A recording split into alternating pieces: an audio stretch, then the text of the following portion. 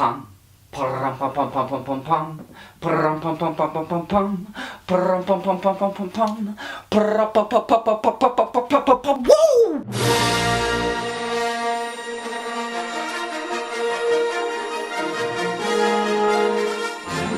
Star Wars Episode 8, The Last Jedi. Guys, the time has finally come where we all get together, we put on our Darth Vader snuggies, and we go to the theater, and we give Disney all of our money. The time has finally come. And does it live up to the hype? For the most part. First things first. Rest in peace, Uncle Phil. I need to give a shout out to my boy Simon Fabricor and Country Financial for hooking your boy up with free tickets. Literally the best thing that's happened to me all year. Guys, this film was directed by Rian Johnson. He's directed Looper and like a couple episodes of Breaking Bad, and that's really it. And so I guess those two things qualify for Star Wars films. And you know what? He does a good job. You know what? I'm just going to give you the real shining moments of this movie, and then we'll dip into our negatives. The real shining moments, my God, they are brighter than the fucking sun. Everything between Kylo Ren and Rey, fantastic. Absolutely amazing. Throughout the first half of the movie, they're talking to each other through the Force, and really, it's just them trying to figure out what their place is in this universe, because, you know, Rey, she still doesn't know who her parents are. Kylo, he still has some good in him, and he's trying to get all that out. And so when they're talking to each other, like, Rey is somewhat trying to console Kylo, and Kylo kind of somewhat consoles Rey, but at the same time, they're trying to get the other party to come and join them, because, you know, if Rey joins the dark side, game over, and if Kylo Ren joins the good side, you know, game over. And while they're talking, Kylo's like, hey, you know, Luke Skywalker might not be who you think he is. And so there's like this mystery behind Luke that you kind of have to get behind too. And so everything with Kylo, Luke, and Rey, fantastic shit. Oh, and whoa, ooh, and then we get this, and then we get one scene between Kylo, Rey, and Supreme Leader Snoke, and oh my God, hands down, so far the best fight scene in this new trilogy, because holy shit. Unfortunately, that scene is in the middle of the movie, so you're getting pinnacle shit. Meanwhile, the plot is still building. Great scene. Great scene. But, you know, you don't really have anything to look forward to after that scene. And so that's kind of a problem for me. I want to talk about Mark Hamill as Luke Skywalker in this film, because it is by far the best Luke Skywalker that we get. Now, is that saying much? Anybody who talks shit about Hayden Christensen in the prequels, me included, I think you have to acknowledge that Mark Hamill really isn't the best actor either. I mean, look at this shit. Take these two over to the garage, will you? I want them cleaned up for dinner. But I was going into Toshi Station to pick up some power converters. But I gotta go to Toshi Station to get some power converters. Oh, the 70s. But when I say Mark Hamill brings it in this one, he fucking brings it. You can feel the weight behind the shit that he's trying to say to Lay. Well, to Lay. Frito-Lay. You could feel the weight behind like every line that he delivers. He's like, the Jedi need to die out. And I'm like, fuck. Like they're already all dead. Take it easy. And speaking of that, that kind of reminds me of another thing that I liked about this movie. Like the whole conflict with Rey is absolutely amazing, because Kylo Ren and Luke Skywalker, they have the same philosophy. They're just on two different sides. They both are just like, the Jedi need to go, alright? The old ways, they're stupid and fucked. Look at what happened to Darth Vader, alright? They told the man he couldn't be in love, and now he slaughtered a whole race. An entire race. I mean, that's not what got brought up in the film, but that's kind of just what they're getting at. They're like, dude, the Jedi ways are done.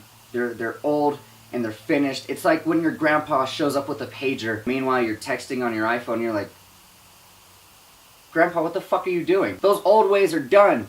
Get the fuck out of here. Like, what are you doing? And so you could really feel that inner conflict within Rey, because, you know, it's like I was saying, they're both telling her the same exact shit.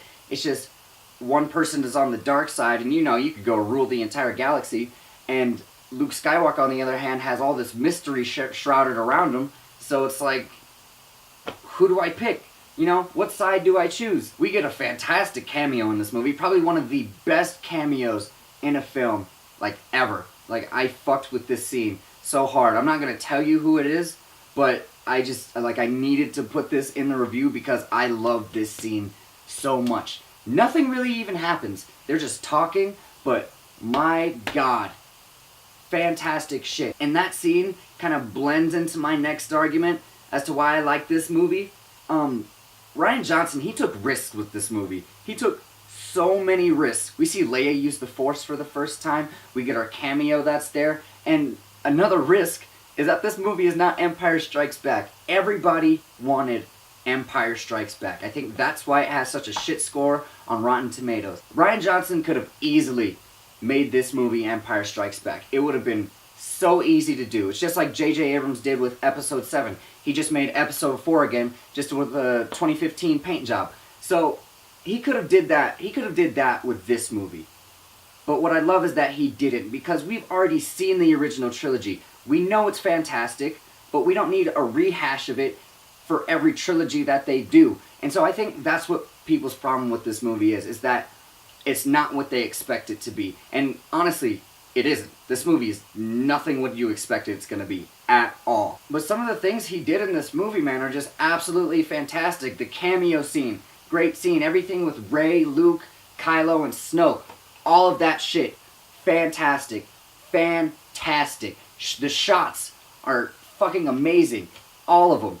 All of them. Not a single shot in this movie is wasted on blandness. Not a single one. Hell, even the world building is probably some of the best that it's been in this whole Star Wars franchise, because they don't go to too many places in this movie, but the places they go to, they just feel like they're in a completely different galaxy. Even the most blandest of places that look like they take place on Earth, for instance, like the island that Luke and Rey are on, sometimes in the background you'll just see like small monsters swimming in the ocean and shit. And it's just little things like that, small things that really set the bar high for me. Now what lowers that bar, honestly, like, you guys are gonna hate me and I'm gonna hate me too, because this is by far, I think, the worst part of the film for me. Finn is a waste. He is an absolute waste. Unfortunately, I hate to say it, I really do. Like, I love Finn. FN2187, you know? That's my son. But at the same time, they don't give him a damn thing to do. Nothing. I mean, he goes on a mission, sure, but it does not affect the plot at all.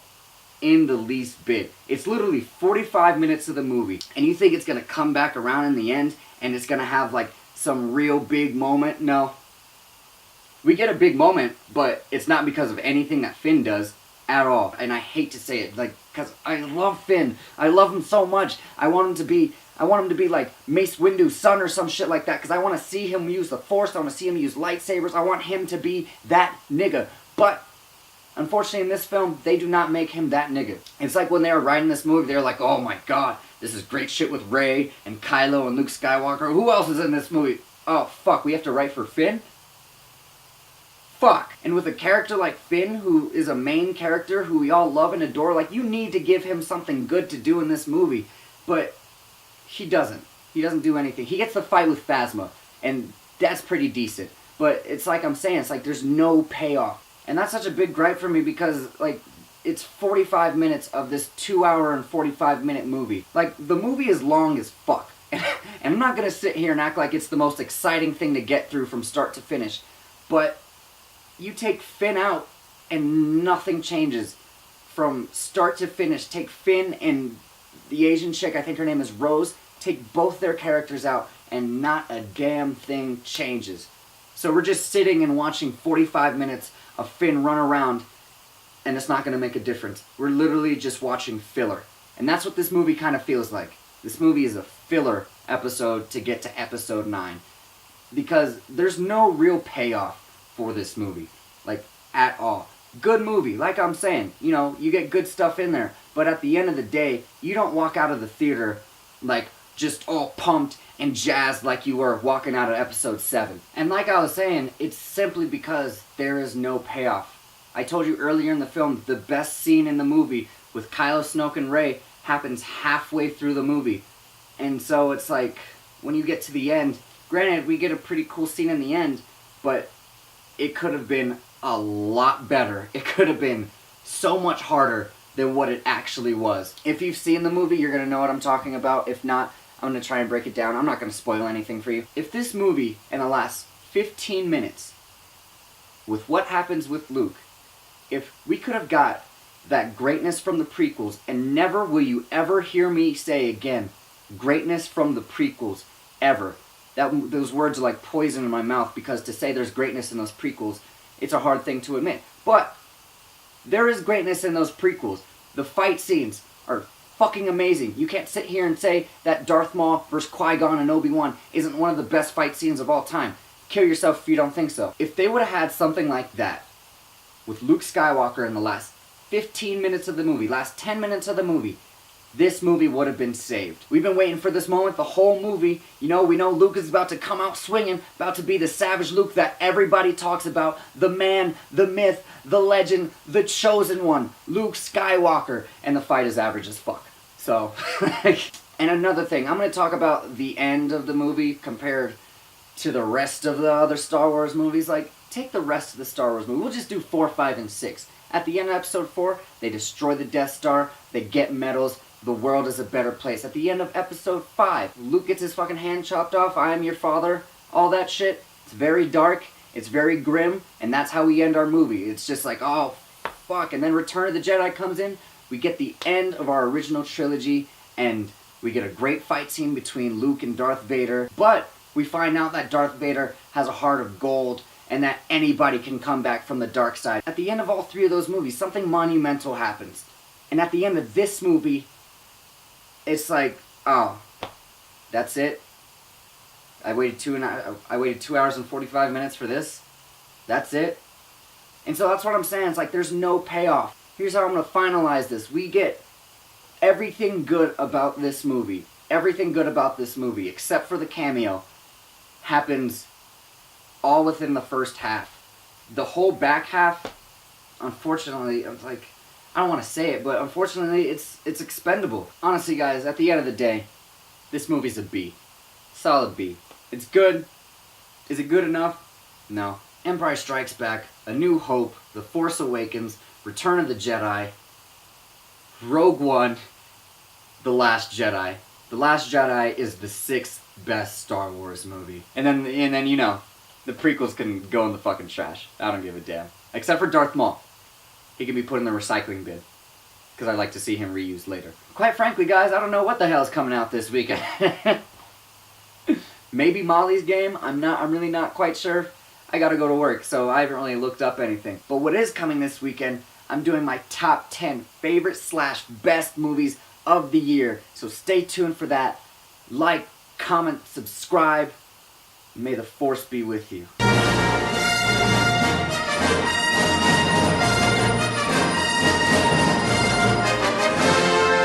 Oh, and for those of you that don't appreciate me talking shit about the prequels, well, tough titty. I don't know what you want me to say. To me, the prequels are to the Star Wars franchise what trap rappers are to the rap game. Like, yeah, sure, it's entertaining, but there's no fucking substance at all whatsoever. Gucci gang, Gucci gang, Gucci gang, Gucci gang, Gucci gang. My bitch loves doing cocaine. The voice of a generation, folks.